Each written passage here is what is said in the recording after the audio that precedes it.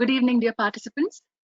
Warm welcome to all of you to this deep dive session as part of the NHRDN Mind Matters Week. We would like to say a word of thanks, gratitude to all the organizations that have participated, 111 of us who have explicitly said that they support this movement. And we have a lot of participation from these organizations that you see on your screen. Here is what we have lined up for the organizations that signed up. There is an entire toolkit that we have been providing to them, and the various aspects of it are what are listed on the screen here, right from a kit that the management may use to communicate with their employees, to frameworks in terms of managing mental health policy drafts, help with it if required, an entire repository of mental health at the workplace, an information repository, resource persons list in terms of employee assistance programs, free LinkedIn courses, the details of which we will share with you subsequently, and a unique Mind Matters certification program for champions in the mental health space from these organizations. What you see here is the list of free courses that we have been able to offer in collaboration with LinkedIn Learning.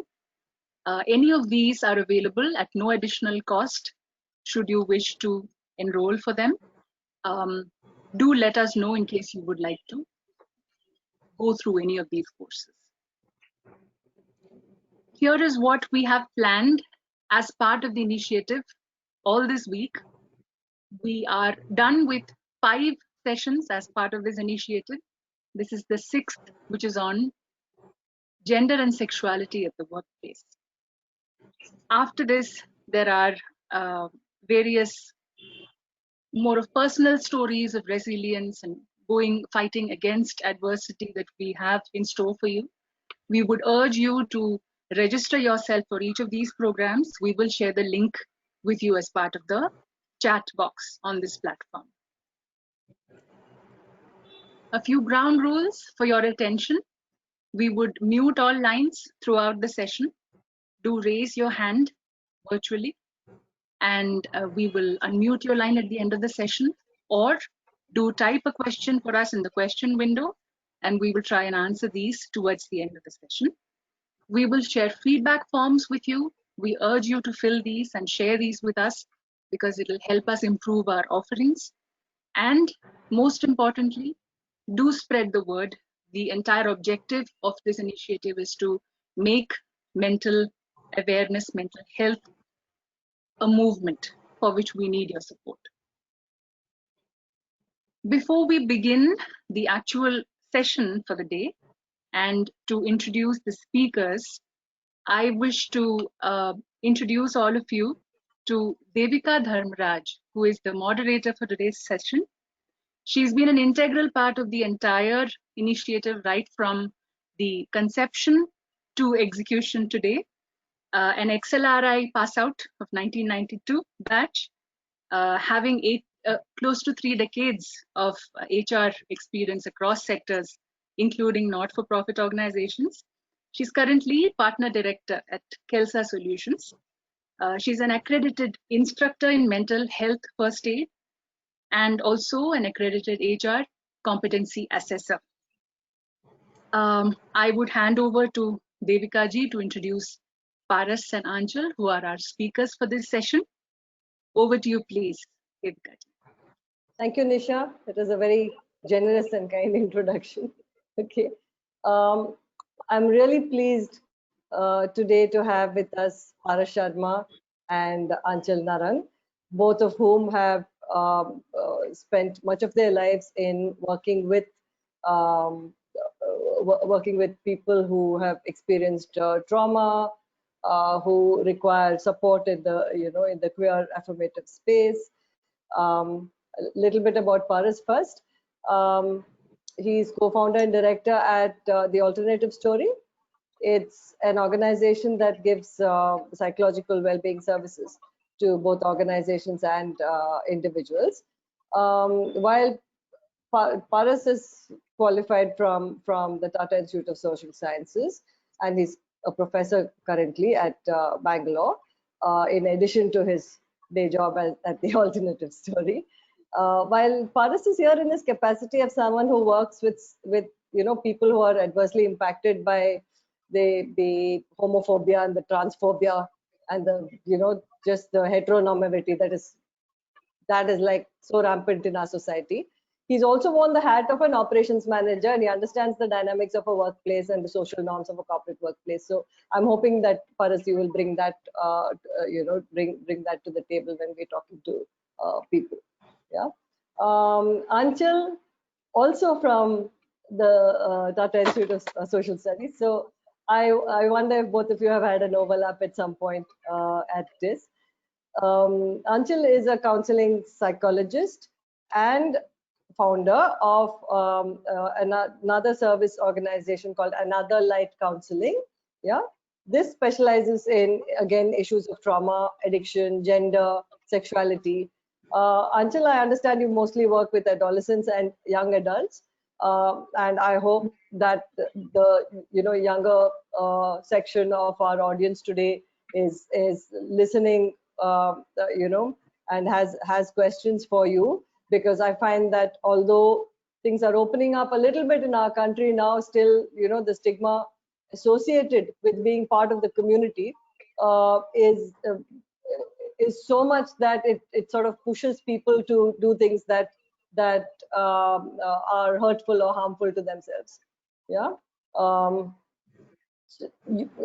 Anchal has been a trainer for queer affirmative counseling practices, also works with multiple NGOs as well in terms of intervention planning, raising funds and things like that. Yeah, she's a trained therapist. One of the things that I've seen repeated in reviews about Anchal's work is that she provides a safe place for people who are struggling with gender identities or sexuality or both. Obviously they feel unsafe in regular day-to-day life and are looking for a heaven where they could feel safe, right? So when you talk to us, Anchal, today, I would like you to share with us some of the things you do to bring that feeling of safety, yeah, with people. I think this is a subject that we felt very strongly about, primarily because people don't talk about it. Yeah. So if you could, if you could help us to understand at the outset, before we go into the workplace part of it, as a society, as a parent of someone who's part of the community, my first reaction is one of fear. Fear of how society would treat them, and this despite the privileges of our background. Okay, so why do we as a society have this like really strong bias? Anchal, if you could start with that, we'll. Sure. I think as society, I think we have a bias because we assume society runs on fear. So like there's something called as moral panic that inherently you grow up with. Like you hear it from childhood. If you don't study, you're gonna go and you're gonna sweep someone's floors, or you're gonna be a maid, and that's get altered. In the Indian society, it goes like if you don't get married, your life is ended. And when you talk about marriage, you only look at straight people getting married, right? So then that fear transits inside, and that's how the bias comes in the sense of why is accepting yourself so not hard? Fitting in, is it? Yes. So no, and also when you talk about queer people, whether it's gender, sexuality, or both, the first thing we are scared about is self-acceptance, right? Because the minute you accept yourself, bias runs in society that you lose certain privileges, which is why that entire thing is so hard. Which is why coming out or acceptance is hard, because there's a loss. And I don't think a lot of people see that as a loss. Like they don't understand why coming out is hard or why self-acceptance is hard in the first place. Okay, Paras, your opinion on this, please. I think when it comes to our society, and I think in any society, there is what we assume to be, there's a norm that we think that everybody should be following. Everybody thinks that there is one way of being, and that is the normal, and everything else is wrong or weird or anything like that. And I think that norm in our society and all other societies is hetero and mononormativity and cisnormativity. So I mean, you have to you have to identify with the gender assigned to you at birth. You have to be attracted to the gender that your gender assigned at birth is usually supposed to be attracted to. You're supposed to dress, appear, behave in a way in which society expects you to do that. And anybody who doesn't do that is immediately looked at as a threat to the equilibrium or the decorum of society.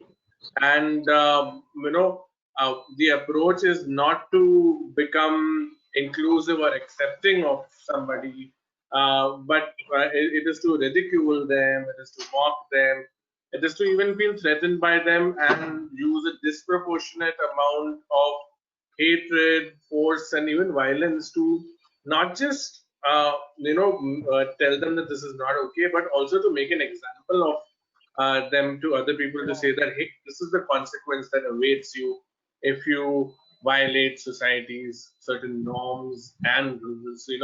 So it's usually seen that the majority is a very insecure majority, whether it's in religion or class or caste or anything like that. The majority generally, like the dominant ones, are very resistant to anything which is different from the so-called norm. And if you dare to go against the norms, then some really really threatening consequences await you, is what one is trying to say. Because if we allow that, that's going to upset the apple cart and the balance in society, which is why there's a lot of bias and discrimination to just ensure that not only should there not be equality, there shouldn't be an existence of an other. So it's a very punitive way of looking at it, really, isn't it? Yeah. Until you had something to add to this. Yeah. In fact, if I had to add, this is what I was talking about, this entire thing that Paras spoke, that there is a consequence, right? So we don't ever think beyond that consequence. So they're like, oh, if you won't get married, what will happen? And then what will happen? And how will you have kids? And if you don't have kids, the world's going to get destroyed because someone is gay. Like everyone will become gay. So it's almost like this consequential, which is turned into chaos. And because of that, they assume society will get destroyed. I think that's what I was trying to say when you're saying that people function in this moral fear of what if and catastrophize the entire thing. Yeah. So let's just get some language things on the table first, okay? Because when we're talking, sometimes the audience may not understand some of the words being used. So you earlier said cis, Paras. So it's not a word that general society uses. Yeah, the man on the street does not use these words. What does cis mean? And what are the differentiator terms that the community use, and why would we use them? Why can't we just say he's gay or she's a lesbian? That's it, and leave it at that. Right. What is what are these terms? Cis is a gender identity term, not a sexual identity term. Cis means that the person identifies with the gender which was assigned to them at birth. So usually, in every society, there is a term for a particular biological makeup, and that's assigned to them at birth, male, female. And typically, it's only male and female. Typically, it's only male and female. And if you identify with the gender assigned to you at birth, then you are considered cisgendered. Cis is Latin for as is or same. And it was actually a term which the trans community created to differentiate somebody who was not transgender, because there wasn't a term to say somebody who is not trans. The term is obviously not normal or regular. The term is that no, there is somebody who identifies with the gender assigned to them at birth, and there is a term for somebody who does So not. a transgender in that case, from what you're saying, what I understand is a transgender then is somebody who does not identify with the gender ascribed to me at birth. I want to be the other gender. Right? I identify with one another of the gender. many other genders. It's not a binary. So if you could, so Anchal, if you could, like for most people it's binary. So if you could just help us understand what else is there. So I think it's not about what else is there, but gender essentially is like, I think, an understanding of two parts. It's exactly what you feel and then how you choose to express it. And then if you actually had to look down at a list today at Google, you would talk about having 81 genders. But the idea is not to know every gender. The idea is to understand that there is a variety of gender and gender is a spectrum, rather than to say, okay, these are these 5 genders, because then what you're doing is you're actually essentially boxing them up again. And the spectrum is easier to understand because there's like you're on the spectrum somewhere. Right? So I mean, I would actually even add to that. I mean, somebody like a friend of mine who is queer actually described it even better than a spectrum, saying that it's more like a cloud. So a spectrum would still say that you're somewhere along the spectrum of maleness and femaleness. This could be anywhere. Like there's no shape or form. So it could be transient, you're saying. Yeah, or you could identify, or you could not identify with the concept of gender at all if you don't identify with any gender label. So it's a construct basically. There is no such thing as gender. It is like it's a social construct. It's not a biological truth. It's a social. It's a social construct. Okay. Yeah. So does sexuality also work the same way? Is that also a continuum, a spectrum, a cloud? Yeah. Can you look at sexuality also in the same way? All right. Yeah. So I just wanted to get that understanding on the table first before we move into why we are here and talking about it. Since this whole week we are talking about mental health. Yeah. I've heard people say that people with gender confusion or confusion around their sexuality or different ideas to the norm around their gender and sexuality are mentally ill. Yeah, blanket statement, mentally ill, needs treatment, send them to a psychiatrist, get them married. Next step would be send them to a psychiatrist. Okay, so is this, I just want everybody to understand that this is how many people think. Yeah. And why would they think that? And why is it not correct for them to think that? Yeah. Paras, would you like to take that? Sure. So I think psychology and psychiatry has a lot of blame to bear for this because psychology until the 1980s in the Diagnostic and Statistical Manual, which is the diagnostic codes for different mental disorders, until the 1980s listed any sexual orientation apart from heterosexuality as a mental disorder. And for the longest time has even continued with something called as gender identity disorder. So the process for somebody identifying as a trans person until now the Trans Act in 2019 came out, which is problematic in its own way. Let's get into that in a different way. But thus far the process has been you go to a psychiatrist and you get a diagnosis for GID or gender identity disorder, and then as part of the treatment, the gender affirmative process would start. So psychology and psychiatry both sexual orientations other than heterosexual and gender identities other than cisgendered were considered as psychiatric and psychological disorders, which is why I think there is such a widespread belief that this is a disorder and there is something wrong with the person and something needs to be changed about the person, or something needs to be converted or treated, whereas there's been decades of research evidence which shows that these are nothing but torturous practices, and there's no scientific or clinical merit to any of them. And So it was lack of many knowledge countries and have abolished. information really even then. I'm sorry? It was lack of knowledge and information then that made It was them the wrong create this. information. It was the wrong information. It wasn't lack of information. The information was there. It was codified in black and white.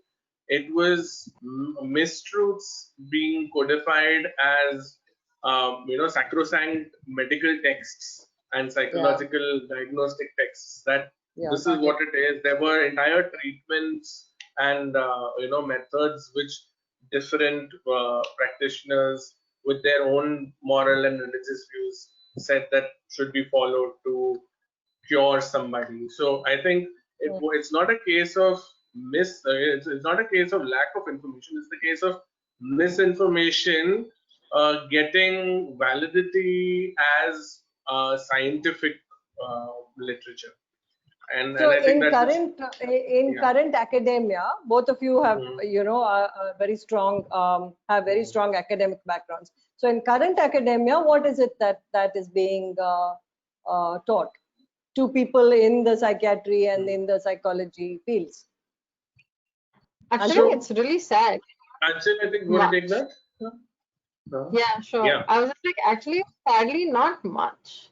You have one lecture of 2 hours or 4 hours that talks about queerness, if I may use an umbrella term to say.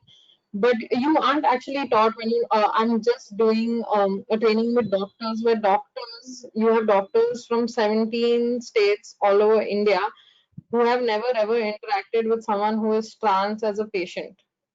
So even forget psychology, even healthcare practitioners and providers don't know anything. Don't have that. And even when you write on Google, can it be cured? Okay, if you write homosexuality, can it be cured? Right now, someone wants to do it, they should try. You will get endless literature about curing, and then somewhere someone will talk about there is no need to cure. So the entire idea is because we've been biased for so many years, there seems to be so much literature and so much access which is Your discriminatory sound is already. going off, Anshul. Okay, sorry. Where did you hear it? Yeah, better. You said for so many years is what we last heard. Yes. So many years it's been already inherently discriminatory. So you actually don't. So I think psychology also has this concept of someone being neutral. Like your therapist needs to be a neutral therapist. If someone's coming out to you, you go like, But that's not it, because you've been suppressed for so many years. You can't go, You need to probably be like, thank you for coming out to me. Thank you for trusting me. You need to take that little extra effort people don't see. Or people don't see the need for. This trust and confidentiality is a big part of it, isn't it? So at work, why would somebody come out at work? Why is it important to talk about gender and sexuality at work? Why? I mean, it's just easier for me to hide it, right? It's rather than face all this thing at the workplace.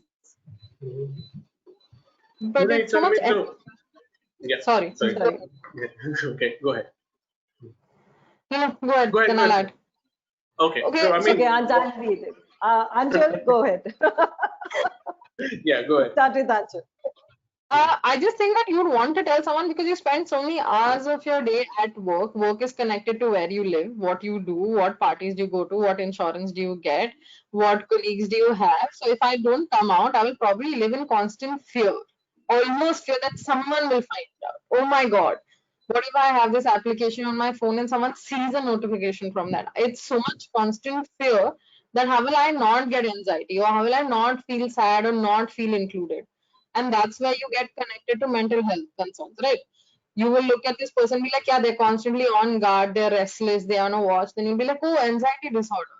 Or then you'll be like, I don't feel included. I probably lost interest. I don't feel like going to office parties. I don't feel like going, doing certain things I used to do. And then you'll be like, maybe depression. But what someone doesn't see is how the environment is not inclusive. So it definitely affects people. Yeah. Paras, Right. you So adding? it's about Yeah, safety. what I It's was about saying safety. was that Paras, would you like to add to that? yeah. So what I was saying was that like even as an experiment, if you were to try not to use any self-referring gender pronouns, or if you were to try and not have any markers of your gender, visible markers of your gender, your relationship status, your religious identity, and then try not to do that for a day. I mean, I don't know how long a conversation with a friend would last without talking about your romantic or sexual preferences. I don't know how long a conversation at a workplace, meeting a colleague for the first time, would last without them asking you about your family, your marital status, your relationship status, whether you have children, whether you don't. And if you can't be yourself in the terms of your gender identity and your sexual orientation, amongst other things, what will you do? Now imagine you have to do this, So what are the problems 40 that are hours a week, likely to 50 hours a week. come up? What, Paras, what Yeah, problems I mean, do like, you envisage in the workplace then? yeah, like Anshul said, I think one of the things is there's going to be a lot of anxiety about somebody finding out what my gender identity is, or what my sexual orientation is. And like I was saying earlier, that there are very real world consequences of being not part of the in group, you know. So I'm just going to fear the worst. I mean, it could be at best it could be just like ridicule or exclusion socially, but at its worst it can you can be a threat to your existence. I mean, somebody So not could just at the workplace, attack right? you, This and is yeah, in any social space, really, in any of our spaces. absolutely. Gender and orientation is so often the basis for just bullying and harassment and um, putting down the other person, right? And at the workplace as well, as much as any other schoolroom or college space, right? Apparently, October is also a month in which anti-bullying campaigns are being run in this month in October, right? So, given that appropriateness of talking about it in this time, what do you think, Paras, that organizations should do to ensure the well-being and protection of people in that light, in terms of bullying and harassment?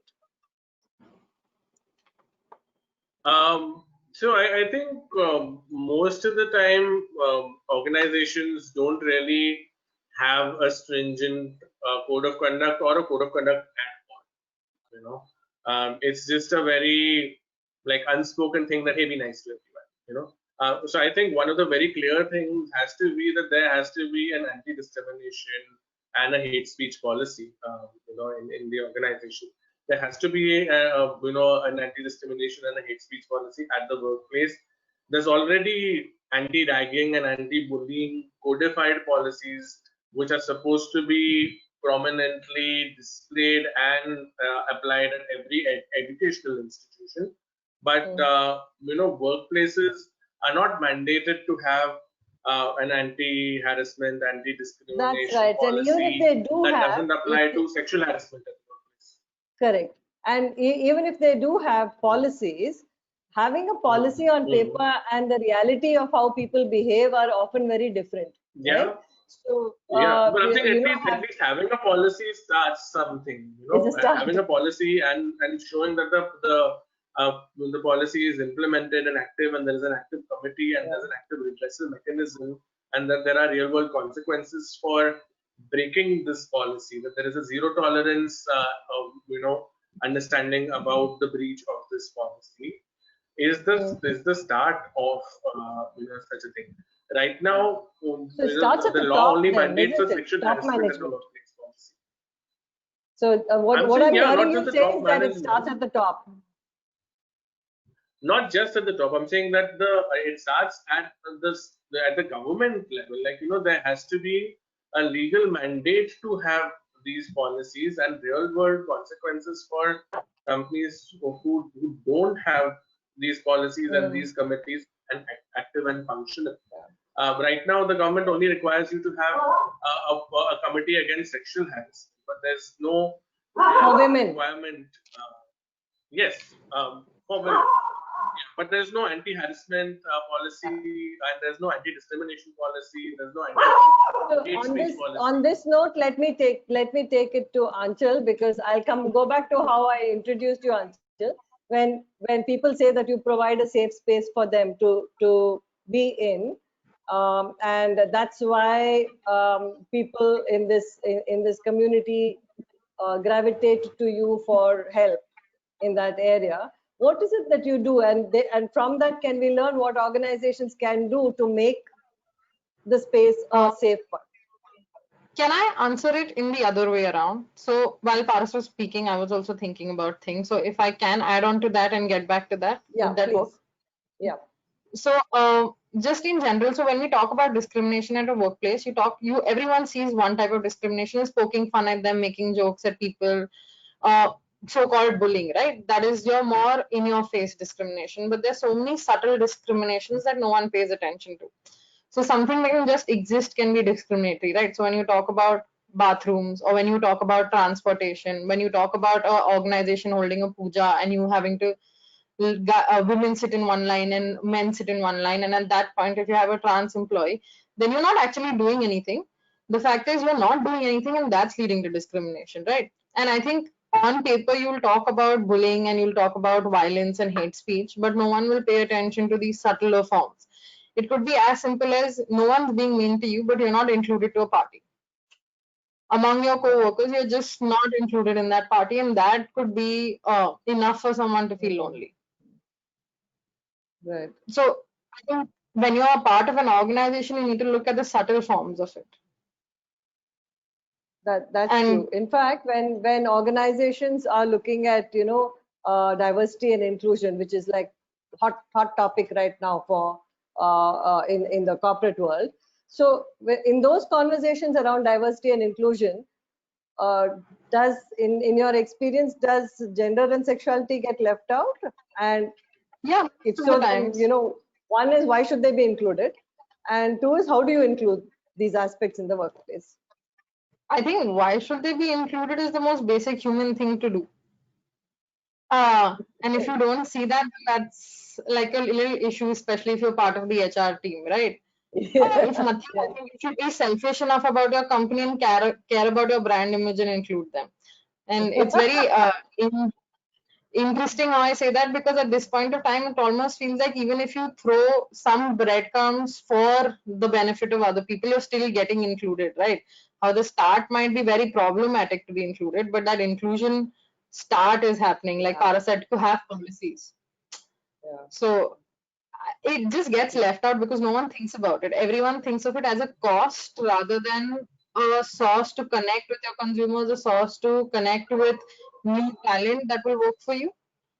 We don't see it only as a resource. We see it as a cost or this extra effort that you have to take. Yeah, correct. So on that line, what employment rights does Indian law provide around gender and sexual orientation? Nothing. Is there anything? Nothing. In fact, I mean, like, to just add to what Aanchal was saying, I think whenever I've spoken to HR and I've asked them to give me like a lowdown about their company, especially when we start working with them, a lot of them have very proudly told us that our D&I targets are on point, by which they mean that they have 30% women in the organization. Yeah. So I think so far the diversity and inclusion in India is at such a backward level that most organizations think that hiring more women is what diversity and inclusion is. Yeah. And so this is not even going to talk about persons who are not heterosexual, persons who are not cisgender, persons with disabilities. So we're not going to talk about that at all in diversity and inclusion. Most of them think that the gender ratio, and according to them, there are two genders. So the gender ratio male to female is all that they talk about. There is absolutely nothing from Ministry of Labor which talks about, or Ministry of Corporate Affairs for that matter, which talks about employment rights for persons of a particular gender or of a particular sexual orientation. There's no right to a safe workplace. There's no right to a discrimination or harassment-free workplace. There's no affirmative action for more people, from the LGBT community to get hired, So what does affirmative action look like vis-a-vis gender and sexuality? I mean, what should it look like versus what does it look like? Okay, let's look at two things. What should it look like? What should organizations do in terms of affirmative action vis-a-vis gender and sexuality? Sure, I think some of the things that I think Achal has already mentioned. Let's not assume that when we start hiring people who are queer identified, or is when your organization is going to start. I mean, most organizations already have queer people, trans people in their organizations. Most of the time, these are things which they don't feel comfortable talking about at their organizations.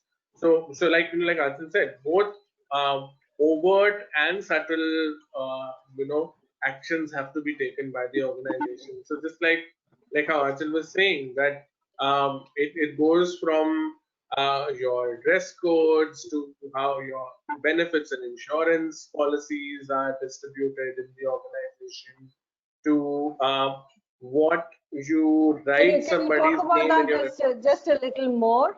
I mean, when you're saying dress code, what do you mean? Yeah.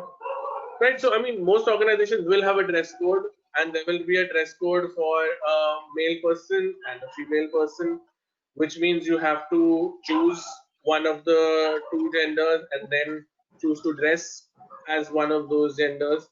So it's also very. I'm sorry. I want to interrupt and say I don't think you get to choose also. I think they choose for you. Yeah. Most organizations. Correct. Like, so I'm just saying here what I'm hearing is that there's no choice. There isn't. There isn't. Right? It's already said that like if let's say for example, if I go to my organization and as I appear right now, if I were to tell them that I identify as a woman, they would not. I think most organizations wouldn't accept. And if I were to come to office or want to come to office wearing clothing which is generally associated with women, while looking like I do, most organizations would not take that as serious work attire. They would think of this as, what is wrong with you? What are you doing? So I mean, dress codes are inherently discriminatory, inherently forcing people to identify with stereotypical gender roles and gender identities. Insurance, as I was talking about, insurance is not just cis and heteronormative.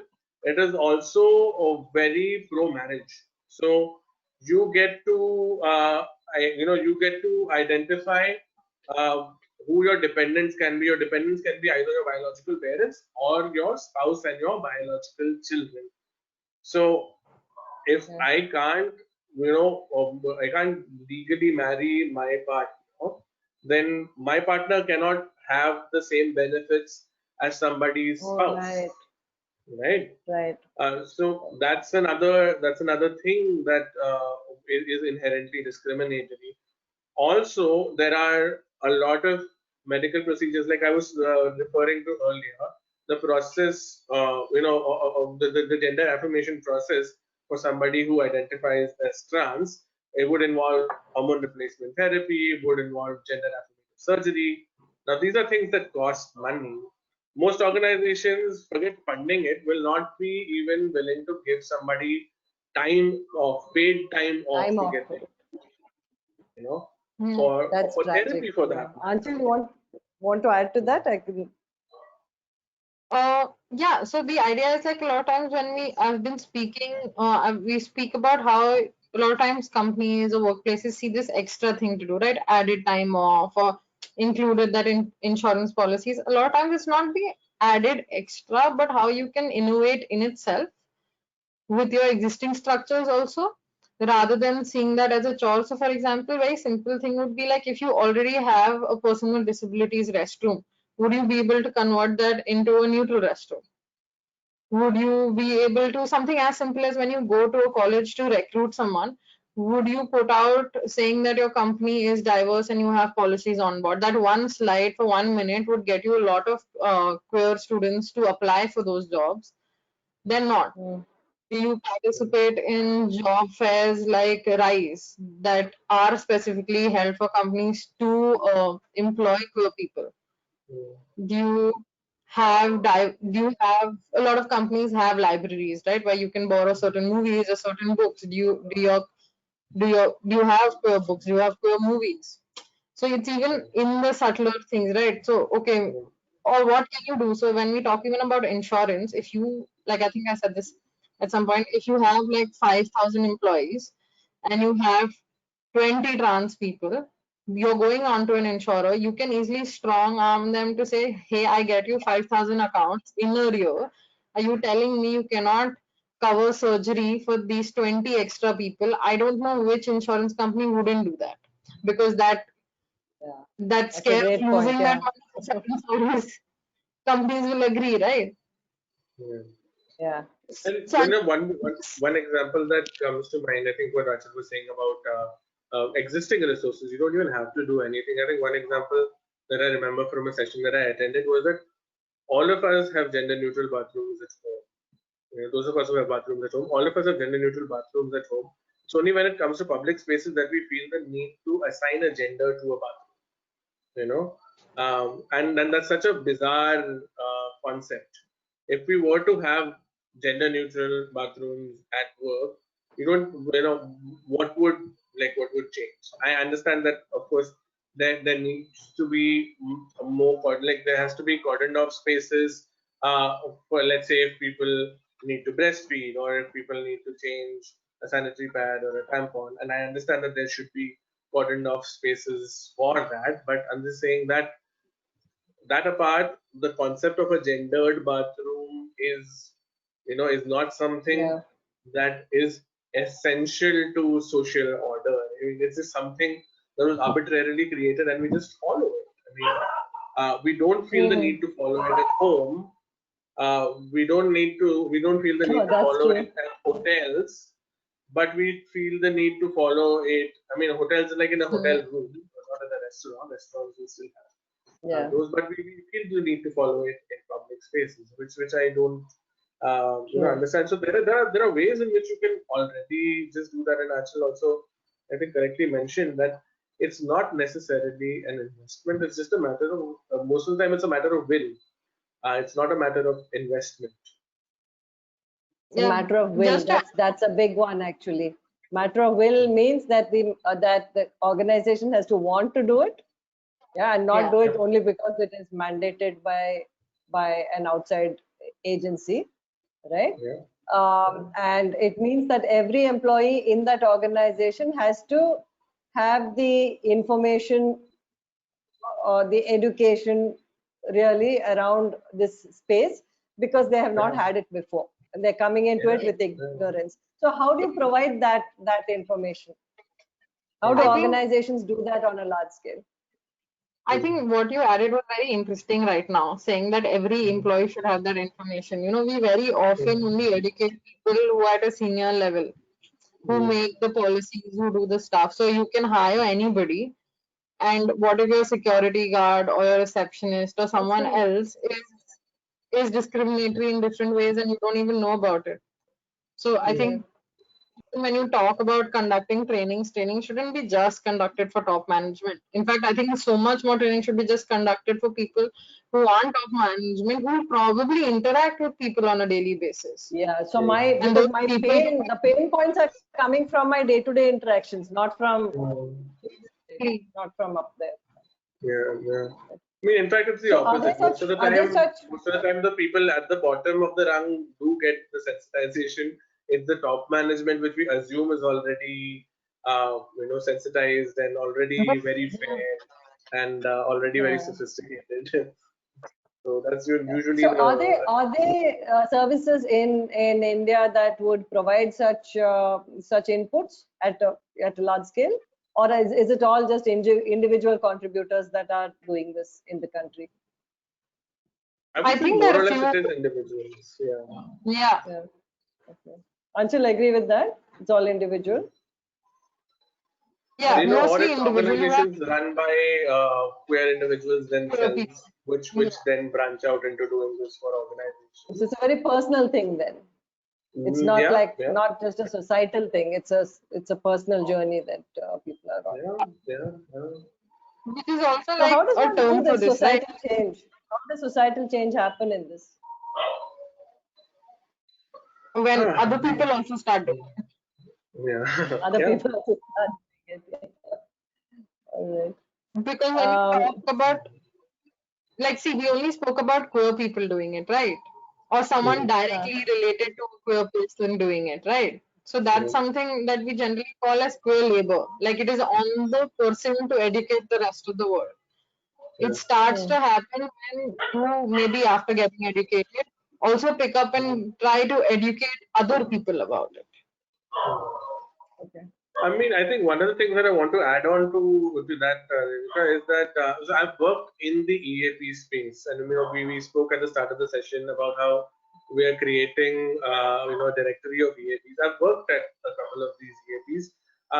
I don't know how many EAPs themselves make it a point to hire queer people.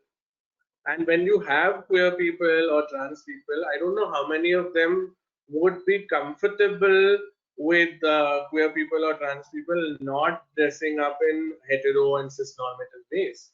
I mean, the places where I have worked have had very clear dress codes saying that female employees must wear a sari for a workshop to be conducted at a corporate, and then a male employee Yeah, should wear a suit and a tie to go and do Wow. a Okay. session at the corporate. in fact, I think I think a lot of people like questioned what I would wear when I went to interviews when I just got out of college uh, and asked like, would I be okay wearing a kurta or a shalwar kameez? And I feel like, Okay. and these are spaces, these are not even corporate, these are NGOs that I approached, and they say that they work with diversity and inclusion, and they Wow. still happen to. So to look at impact on mental health, yeah, of people who are at the receiving end of all of this, right? I, I I think here it's not that it's not that we enter a workplace and are suddenly at the receiving end of all of this, right? We would have been at the receiving end of it through our lives, really, since maybe teenage hormone changes, that age, right? So what are some of the things that people should look for as signs of distress, as signs of this person is suffering in this atmosphere or in this environment? Why they're suffering could be gone into later, but how do you even know that the person is having a problem? I think one way is to figure out if people are quitting, especially if queer people are quitting your organization without telling you. Why are they quitting is something organizations should look into.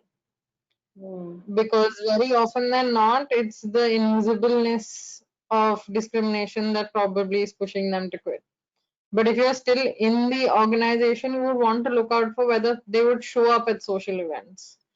Would they talk to people? Is there a change in their behavior That's since they great. joined the organization? A basic thing, like your performance, right? If you're really sad, you don't feel like working, you won't work. Your performance will drop.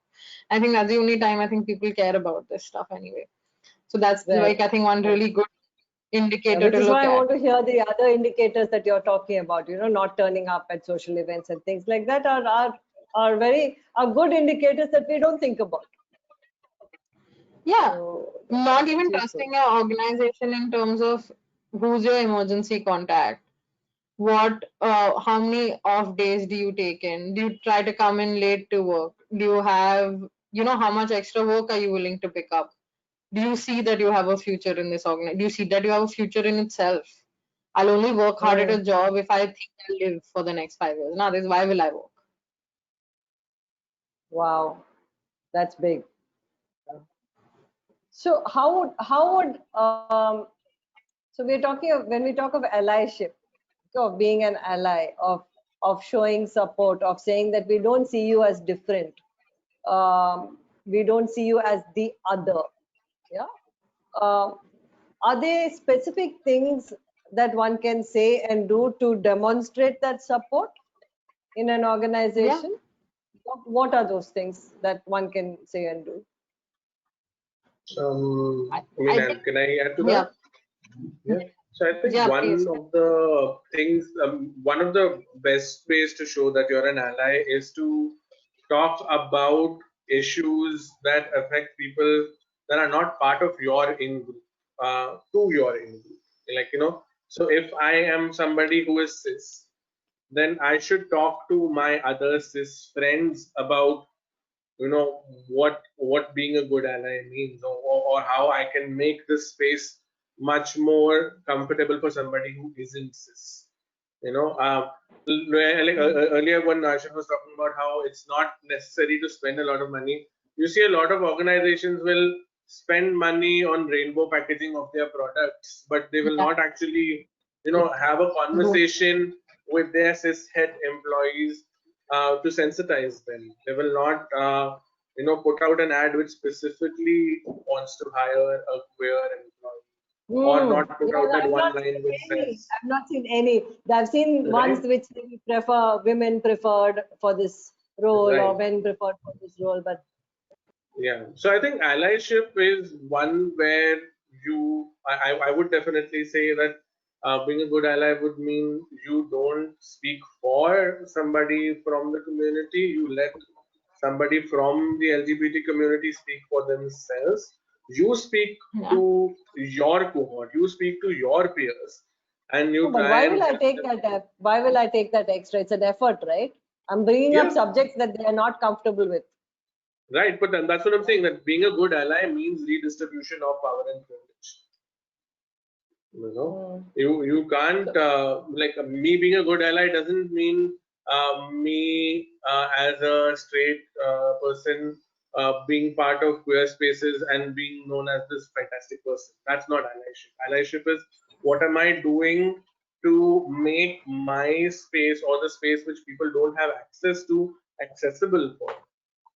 Yeah. So if you could give us, between you and Anchal, if you could give us small practical daily things that I can do. One of the things that I can say is that every training program that my organization does, we have scholarships for queer individuals. Every time we put up a call for an internship or a call for employment, we do say that we are an organization that gives preference to persons from the LGBT community, persons from marginalized caste backgrounds, persons with disabilities. We say that specifically. So I mean that is also an example of affirmative action when it comes to that. So I'm just saying that I am holding space for somebody who may not otherwise have access to that space, and I'm doing that using my just hold that thought a little bit and help us to understand what does holding space mean. I mean, holding space would mean that I have control over my organization, right? Or just like if you look at, I'm using it in the context of an organization. I have control over how the resources of this organization are going to be distributed, and I say that I will ensure that this portion of employment, or like these many employable positions, will only go to persons from the queer community. Or whether or not I have a queer person in my organization, I will still make this a safe space for a hypothetical queer employee to be a part of this organization. Okay, And I'm almost going like to a ensure, reservation, really. not just a reservation, but also saying that I'm going to not just say, here is the space and jump into the Shark Tank. I'm saying that I'm going to ensure that this space is safe, irrespective of whether there is one queer person, 10 queer people, or 100 queer people. That's what I'm trying to say. Also, Okay, I Anshul, think I when can we, see you want like, to add there. yeah, no, it's just like sometimes when we talk about holding space and things, no, most people don't get it because I don't think we get emotion. So I think what we get is tangible things. So like, yeah, Paras had put things out saying you would be more inclusive to queer people, you would have people more included. But even something as simple as every time you send out a mail, do you choose to write your pronoun below or not? So Do you let's even use just that spend a pronoun? minute on this pronoun thing, okay? Because there's a lot of confusion in the general public. People put he, she, her. People put next to their name, she, her, he, him. Yeah. So what are they trying to say? One, and when do people use the plural? So okay, so people can use a these plural. talk about this for a minute. So generally what you say about is when you put he and she, you're saying that this is what I would be like to call at, and you probably say cis. So you identify with the gender assigned to you at birth, right? That's probably why you're okay using he or she. When you're trans or non-binary, or someone who's just not comfortable with he or she, and you would rather be called they or them or z, uh, that I think a lot of people don't comprehend because you have common like misunderstandings like this is like you using the plural, you're ruining the language, etc., etc. And the reason, like, so I want to go on to the reason to include it is because if I'm sending out a mail and if I'm saying she, I'm writing she, and I will have to write she in every mail, and for me it will still be optional, right? But if someone wants to call me they, it won't be optional for me because I'll have to literally make the effort of telling you to refer to me as they. So if I'm making the effort, what I'm doing is holding space for you to be able to say they. Most people don't understand that you have a pronoun. Like pronoun is a thing.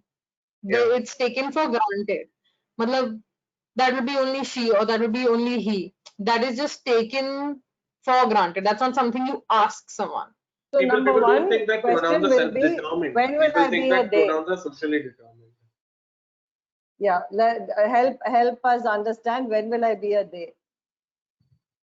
When you Uh, decide How am I to, there? I Sorry? think when yeah, you choose to, No, what does it yeah. mean? Is my It means question. that it you literally don't means it's a feel gender comfortable. neutral term.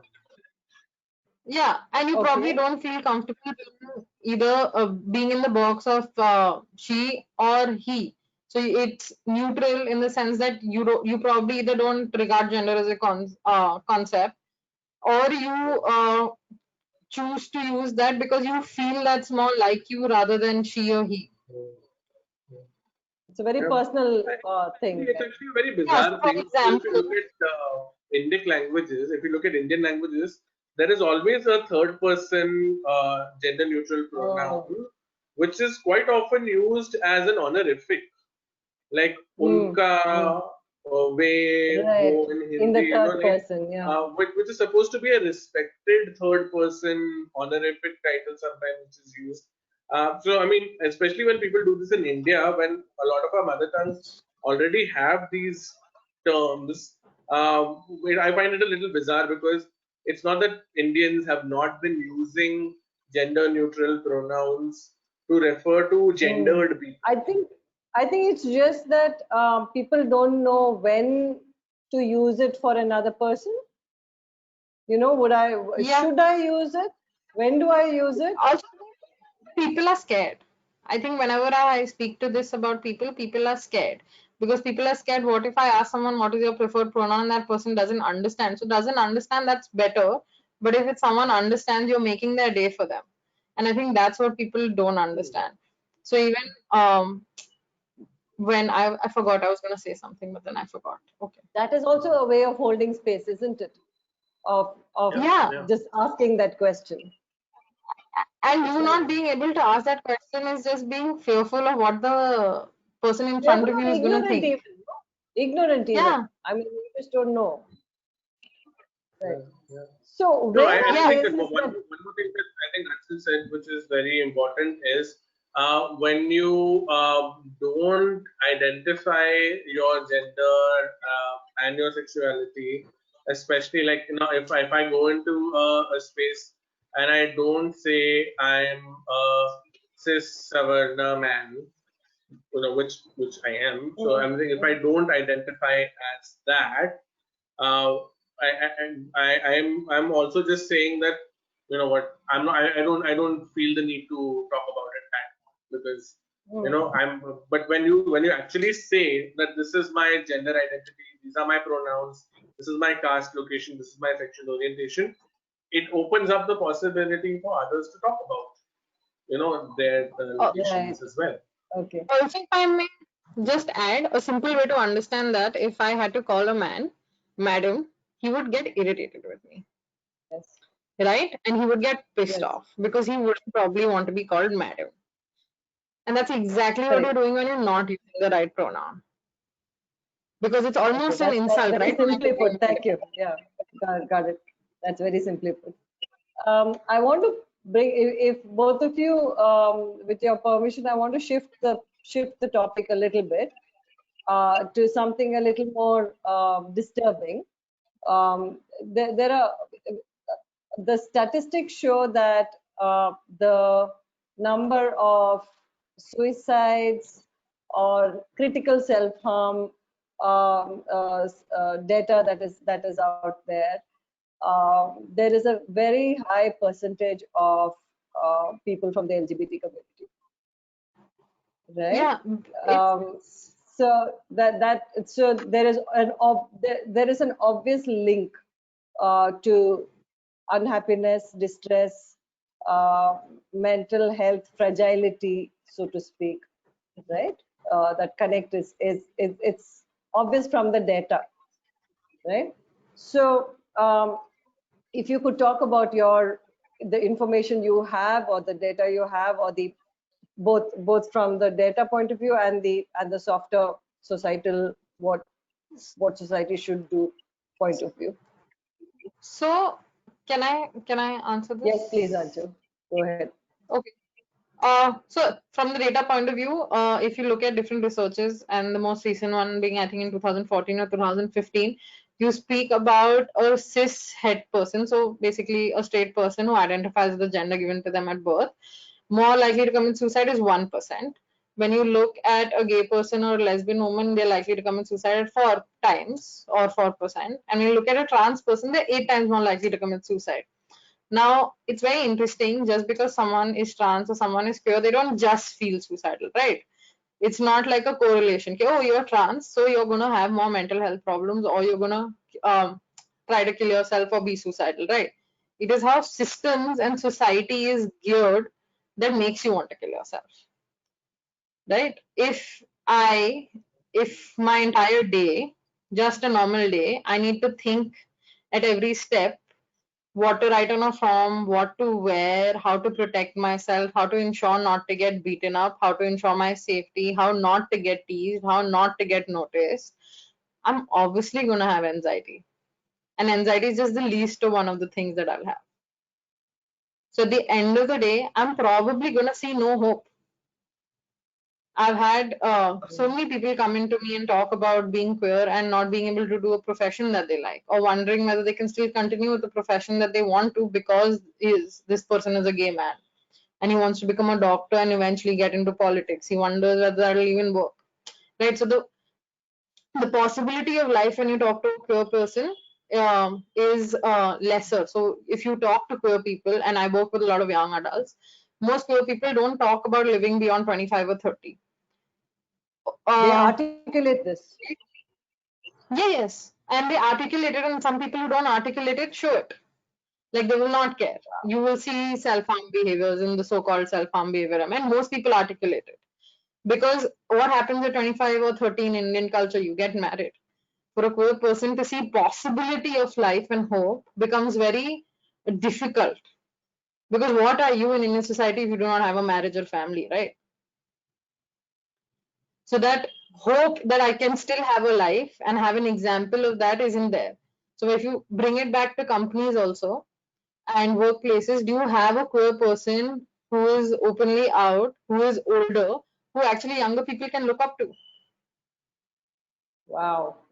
So this is a call out to people who may be older in senior positions, who are not out yet, maybe at work, to please step up and lead the way, isn't it? Because that's the only way this will happen. I wouldn't even put the onus on them, because I mean, I'm sure that there are lots of consequences for them to come out, and there's a lot to lose there as well. I mean, I think to comment on the data, one more interesting point that gets missed out in this is that the care gap for mental health in India. When I say the care gap, it means if there are 100 people who require mental health care, how many of them will eventually reach mental health care is a number that determines the care gap. So that means that out of the 100 people, how many don't receive the mental health care is the care gap. And the gap right now is anywhere between 70 to 80 out of 100, depending on what kind of disorder or where you are in the This country. is generically for mental health. This is generically, and it is widely cited, widely known that the care gap is much more stark when somebody is queer, even worse when somebody is trans. It's not just because of lack of finances or lack of will. It's also because there is lack of availability of therapists who are a safe space to go to. One example that I can give you for this matter is that, you mentioned I teach. One of the papers that I am assigned in 2020 is called as Marriage and Family Therapy. Right? Sorry, marriage? Marriage and Family Therapy. And family health. Okay.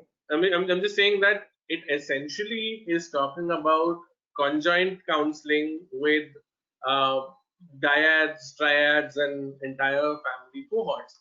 But we choose to still use the word marriage counseling. Now, let's say, for example, a queer person looks at my practice and I say I'm a marriage and family counselor. A queer person is going to understand that I'm a cis person catering to other cis people, because cis hetero people, because marriage is not something which is available. Yeah. So I'm just saying that queer identified therapists are rare. Queer affirmative therapists are also rare. I mean, they don't have to be queer themselves, but queer affirmative therapists themselves are so rare, which is why which makes the gap so stark. And I think Anshul also said very clearly that. Don't worry. Sorry about that. This is I was saying that gender and sexuality are correlated with worse mental health care outcomes, but they are not causative. It's not that being queer or being trans makes your mental health worse. It's what comes with that socially. Right? The life that a queer person or a trans person has to live in our society is the cause. So I think one of the data points in the 2014 WHO report itself was that 40% of suicides in a country like India are not mental health caused. They're psychosocial causations, which means that things like discrimination, things like exclusion, things like violence, abuse, stigma are actually leading to loss of life. These are not just things that are making people feel sad. These are things which are causes of death for people. For 40% of all completed suicides in India, if we are saying that the causes are psychosocial, then we are saying that it's not that mental health is worse. We're saying that mental health is not allowed to thrive for somebody. So in therapy we would call this as normative anxiety or normative depression. That somebody in your position cannot possibly not feel anxious, or somebody in your position cannot possibly not feel depressed, because that's the hand that you have been dealt. To say that Yeah. you're abnormal because you're feeling depressed or anxious or suicidal in these circumstances is further putting the onus of your discrimination and your suffering onto you. That's generally what is happening, in our society. We are giving people diagnostic labels, we are giving them medication, but we're doing nothing to address the context. So it's really important then, while we are advising companies to have EAPs and to extend support for their employees, that for those who have who have mental health issues because of societal reactions to their gender and sexuality, will obviously be struggling with work-related challenges as well, right, at the workplace. Then perhaps then we should also advise companies to make sure that those EAP providers provide that layer of So I think queer if I could affirmative support. add, if I could add a thing about how EAP is done in India. Yeah, you're the EAP expert now. Yes. I'm not. I don't. There are reasons why I don't work in that sector now.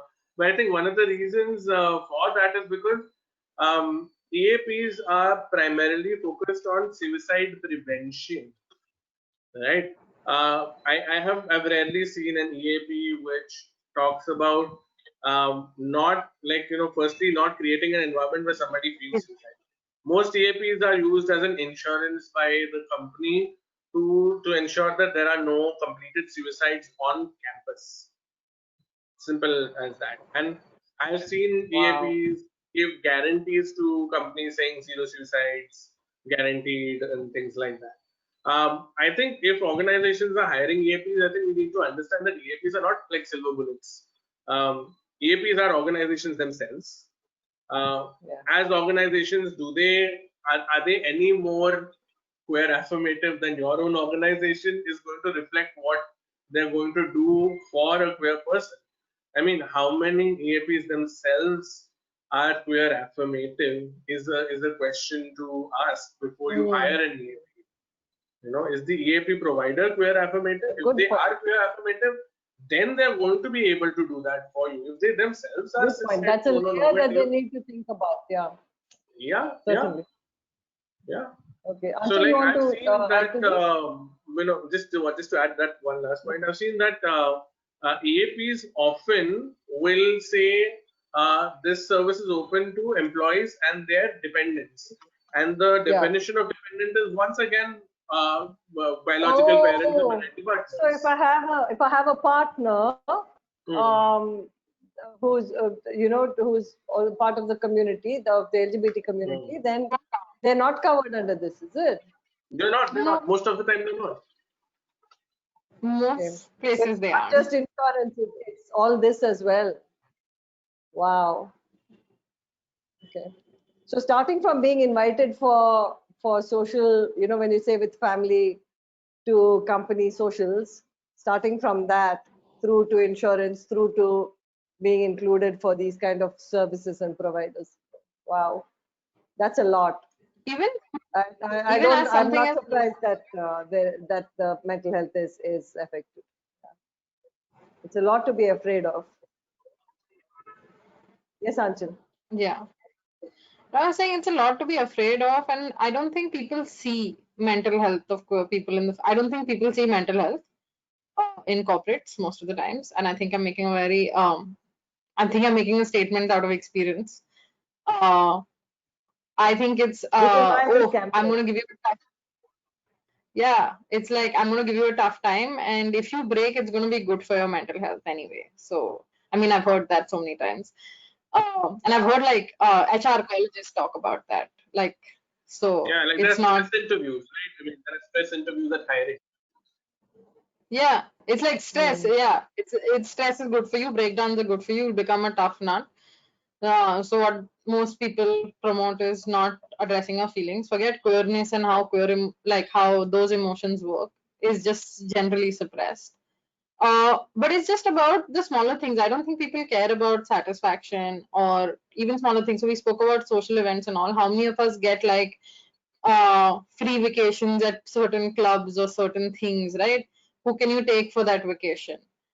Can I take someone to a guest house who's a girl? And can we then do like show affection? Again, that would be questionable, right? So smaller things count on. If you aren't able to give the same privileges, you're not doing a good job. Same privileges, what? A little more than what is required, I think. Then you aren't possibly doing a good job and you're actually adding on to their mental health burden. True.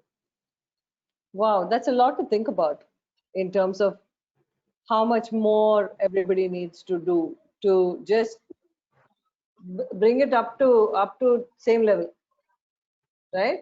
Yeah, No special every privilege. We're not possible. talking special privileges. It's saying equal.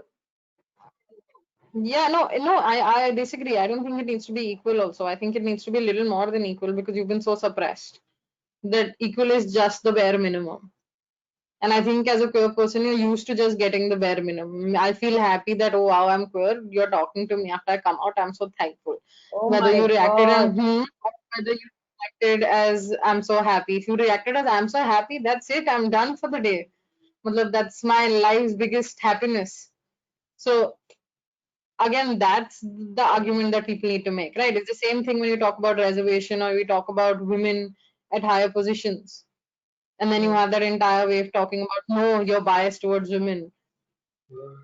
Yeah, I mean, Yeah, because inclusion is the bare minimum. I mean, if you're going to, take somebody who is going to be different from the dominant majority at a particular place and just like throw them into that mixture and then do nothing for them and feel that, oh, once we've thrown open our gates for this person, all biases, all discrimination have disappeared.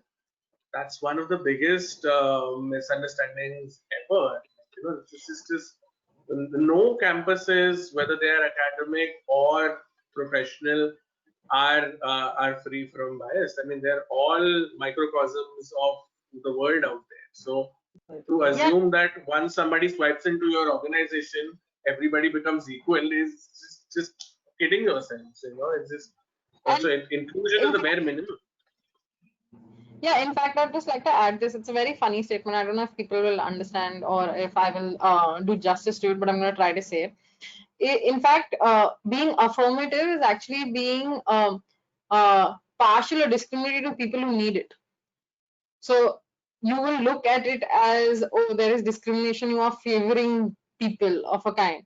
Yes, because no one understands the level of, if you have like one organization favoring people with jobs, you can't have an argument because actually there's literally no one doing that. So when you talk about facts and data, I was reading something yesterday. It spoke about how most trans people, 92% of trans people in India in a survey in 2015 have never been employed. Only two, yeah, because you can't be employed, right? What will I say on that form? So when we talk about inclusion and you spoke about the steps, how many of us, even on this, have been working in an organization and the entire recruitment process of the organization is not biased? You have on your form gender as a blank, so let the person write. Or how many of us have, like, when we write marriage or single, do we write partnership also? What if I have a girlfriend of 10 years who I think I'm married in my head, but I can't write married there and I'll have to take on single? How many of our forms are inclusive? Like, I think the small things matter. Yeah. Talking of small things, there was a question about what if a colleague confides in me that he's gay, and how do I react is one question, and the other is around I think it's around confidentiality, because it's a third party thing. Somebody told me that so and so was gay. How do I react? What do I do? I think the first time is when someone comes out to you, say, hey, thank you, you came out to me, you found me safe. What do you want me to help you with in this organization? Do you want me to navigate? Once someone's come out to you, and if you laugh when someone makes a queer joke, then man, you're breaking that person's heart, and you're doing like a disservice to that person. So again, just be careful about, not even careful, just be aware and stand up for what you believe in. If someone's coming out to you, clearly at least someone's assuming you're a safe space to them, so hold that safe space for them. And when, if you hear someone else is queer in your organization, I think you would want to have a conversation with the person who came and told you whether it is okay to talk about this in the first place, or whether they are breaking trust and this is You're breaking grapevine trust gossip. there, yeah. Exactly. Like why did they And feel the even need to come and share this with you? exactly. And even if it's for companies, right? When we talk about, like, we've spoken about hiring queer people, having like a role model, all of that, at different points of time, Yeah. as a manager or as an organization, you need to realize, even if you have queer employees, there is no need for, like, if they don't want to come out, don't like poke at them to come out, because then that is also using them and creating more stress. Right. Yeah. So So these just are a because you couple of have, questions. Yeah, true. We have, I just want to check with the audience here. If anybody has a question, please put your hand up and we'll unmute you, or put it into the question box, please. Okay, because we'll be on this session for another 10 minutes only. Sorry, there was one more question about what support and advice is available for employees who are struggling with this in organization. If the organization doesn't have something, and if, as you say, EAPs are not all EAPs are equipped with the ability to deal with it, is there something out there for people who are struggling? Where do they go for help? So there are databases of queer-friendly organizations and therapists available online. Some of them are maintained by organizations who themselves provide services, and then they link to other organizations and private practitioners, who do that. That's available. There are helplines which, at least there are some helplines which have openly stated and included in their training queer affirmative counseling practices, or some variation or version of that. I think those would be starting points, definitely to look at. Achal, if you can also speak about QACP and the database that QACP would have created, yeah. I guess.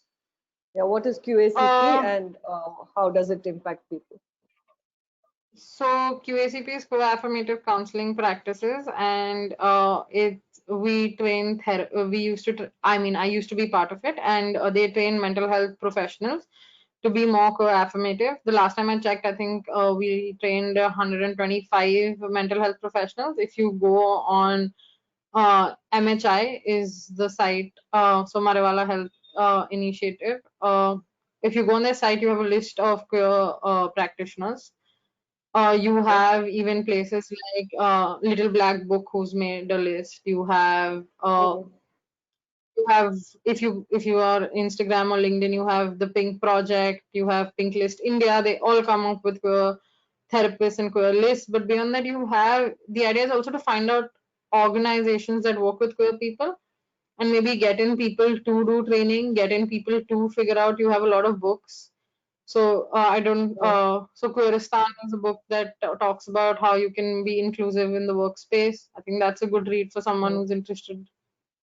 You have Godrej doing all of these. Godrej Lab does these gender labs in different forms of queer affirmative work. That's a good space to go to. You have Nazaria that works around in the Delhi, that does a lot of trainings and to make workspace more affirmative. Okay, thanks. These are some. It's good to know. It's good to know that there are these organizations. Thank you. Before we close, one question around families. We've talked about workplaces and employees and all of that, but I see that families have a big role to play as well. and I could be an employee bringing this heaviness with me to work, right? Because I have even if I am not part of the LGBT community, I might have someone in my family, and that is not, that's impacting me or whatever, right? So from a family point of view, if you could, if you could share a few things, please. Paras, would you like to go first? Yeah, sure. I mean, as a family, if one of your family members, I think, comes out to you and tells you that that they don't identify as cis or het, I think, like Achal has said several times, it's important to acknowledge that you're thankful that they felt that you were safe and trustworthy enough to for them to share this information with you, and to assure them that you love them just the same, and in fact, you would just you would in fact ensure even more that that there is no untoward harm or hurt that comes their way from other family members. Firstly, so to ensure Support, how do basically. you use your power at the house or in the family to ensure that others in the family also treat this person in a way which which is not harmful or discriminatory or offensive in any way. I mean, I think that's Again, how. education there. Absolutely, absolutely. And it starts at home. Okay. It would also mean that you don't have tolerance for casual homophobia, casual sexism. It also talks about what kind of TV content would you watch. I mean, are you going to watch Kapil Sharma type shows where people are just walking around in drag and making fun of trans people, and it's okay to laugh at that, but you're not homophobic, or is it okay to share, gay jokes or Right, trans right, jokes right. on a family WhatsApp group? I've quit my family WhatsApp groups over fights over content like this. Right. And imagine that somebody who identifies as queer watching a family laugh at queer people on Accurate TV, people. or laugh Yep. at jokes like that on a family WhatsApp group, and then just going about their day like nothing ever happened. I mean, as a family member, you have to ensure that these spaces are safe for a person, and safe not in terms of just saying that we're okay with your sexual identity or your gender identity. No, you have to ensure that Support it. that translates into action as well. Action also, yeah. There is the other aspect of it is if one's own spouse, especially in Indian society, like you said, they're pushed into marriage sometimes before you even have a chance to explore your own sexuality or whatever, right? So one's own spouse then turns out to be gay, and that's like huge, isn't it? So then this kind of support is a little hard to expect from family. I mean, yeah, I mean, it's a complicated situation over there, but I think to understand that there is, like, there's more than one victim in that situation, including that person themselves who, who could not, resist that marriage, and there were pressures there as well. It's a very nuanced and very sensitive Correct. topic. And I So I think don't really think we organizations, have the I'm time bringing to it up do only. justice to it. I'm bringing it up only because organizations need to understand that there are all these situations and that there are all these. Sure, Anshul, sure. would you like to say last couple of things before we close? I think organizations need to understand that it's also acceptance, and parents or even family members have a journey of their own when someone's queer, right? Because you, as a parent or as a family member, also imagine the life for your loved one. And maybe that life is not possible after they've come out. So you're also going to experience a sense of loss. And to have to be inclusive in that sense of loss for the organization is very important. So yes, maybe getting a counselor who understands that sense of loss. More so maybe having policies, right? If someone's son is trans and he needs a surgery to affirm his gender, would that insurance cover it or not? Right. Because technically any other thing would be covered, right? That's true. And what would be be able to do about those things? I think just acknowledging that this is a possibility and this actually happens is something that I think workplaces need to acknowledge. Right. Well, thank you both very much. It's been my privilege to be Likewise. on this panel with both of you. I've really enjoyed it, and it's been very educative for me as well. Thought I knew a lot because I live with somebody in the community, but there's so much more I learned today. So thank you for that.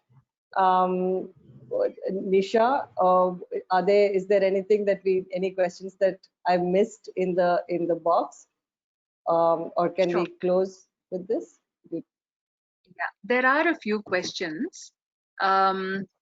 We have just about a few minutes more, maybe. So with everyone's permission, I would like to read out one of these, which refers to how one ensures diversity while discussing gender at the workplace. Sorry, let me move on to, okay, there is a question specifically for Anchal, which says, how can managers and colleagues help to make conversations around gender fluidity and queerness more normal in office spaces? Actually, by choosing to have them. It's not that hard. Also, by asking managers and people to ask or to reflect on the fact that do they know queer people in their life in the first place? Or even if they don't know, how many Instagram pages or how many LinkedIn profiles do they follow of queer people? Right? That's the only, to have a conversation, you need to have material. Na? You can't just have a conversation. So what are you doing actively to get that material on board? Can you not show a queer film once in a year? I'm not even telling you to do it every month. And then have a discussion about that, right? Or to casually introduce your friend in a house party who's queer. There's so many ways to do it. It's just about wanting to do it. Okay, there's a Does question. that help? I think it is a good answer. Could the reason why corporates don't put out ads mentioning other genders while hiring be that they are worried about legal repercussions in today's India? Right now, you can't have legal repercussions, especially after it's 377. Right? Also, there are no legal repercussions in the sense of that you were unfair to other people or anything like that. There's no like private organizations can hire whoever they want for whatever position. So there's no stopping a private organization for hiring anybody for any position. Yeah, in fact, I think a lot of times when you talk about companies, they might have internal policies, but they're too scared to convey those policies to customers or consumers or vendors or the middlemen that actually receive it. And then you're doing a halfway job because you're not being fully affirmative, right? Because you're functioning in fear. So that's what's needed. To understand that if you're being affirmative, to try to be all-roundingly affirmative. Yeah. Okay. Were there others that I've missed, Nisha? Apart from that, there was one question. One moment. There is a question from a counseling psychologist who says that a client recently opened up saying that he might be bisexual. He's not sure. While it was suggested that a referral was suggested, he insists on speaking to the person who has posted the question. Currently, he has a male partner. There is environmental pressure, which may be forcing him to think within, look within. How can this person be helped? Are there any resources we could refer him to? Actually, they gave a whole list of resources. No, I think those would. Right? Is there anything particular that you would like to refer to him? I mean, I would also just say that if the person who is asking this question themselves isn't comfortable or feels adept dealing with a queer person, then I think ethically on their part, they should say to the client, owning up that they aren't skilled enough, and instead of doing some damage to the person. Most of the time, people will refer out and not tell you why they are referring out, and the person ends up feeling even more rejected. I think what this person needs to do is, of course, they should ideally educate themselves, but while they're educating themselves, they can't be experimenting on this client.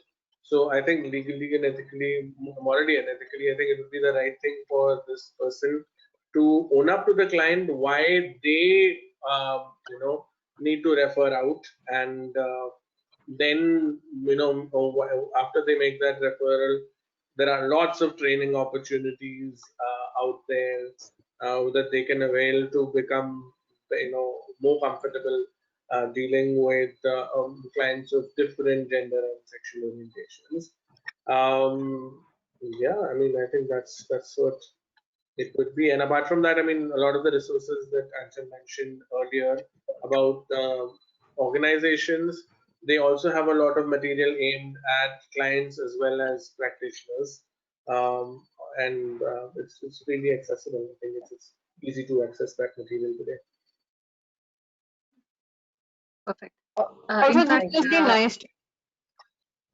Go ahead, please. I was just like, it must be nice for the counselor to explore the inherent biases, because they clearly feel like they are going to like mess up, which is why the question was asked. Maybe they do have the skill, and the idea is, I think that amount of fear is also good sometimes, than not to have fear. Yeah, of course. Right. Good advice, Anchal. Yeah, Nisha, I think we are out of time. Yes, we are forced to conclude. There are several more questions. We'll see how we are able to reach out to them and help. Thank you indeed, Paras and Anchal and Devika ji, for having anchored this discussion so beautifully and touched upon some very relevant, insightful aspects of gender and sexuality at the workplace. Just so everyone knows, this is the next session that's scheduled for the day, something that's definitely not to be missed. We have Parimal and Rashi who will share their individual journeys of working through adversity. We urge you all to join this session. Earlier in the day, we had looked at this survey on mental wellness as well as mental health awareness. Quick recap of the calendar. In case you would like to sign up for any of these sessions, the link is given as part of the chat box. And do become members of NHRDN. Do spread the word, tag NHRDN, use hashtag NHRDN Mind Matters, and help spread this movement that we've created. And please thank you all answer once the again. feedback. Yes, feedback. Thank you for reminding. We have posted the link for feedback in the chat box as well. Look forward to your feedback to help us improve our offerings. Thank you all and see you all soon. Stay safe. Thank you, Nisha.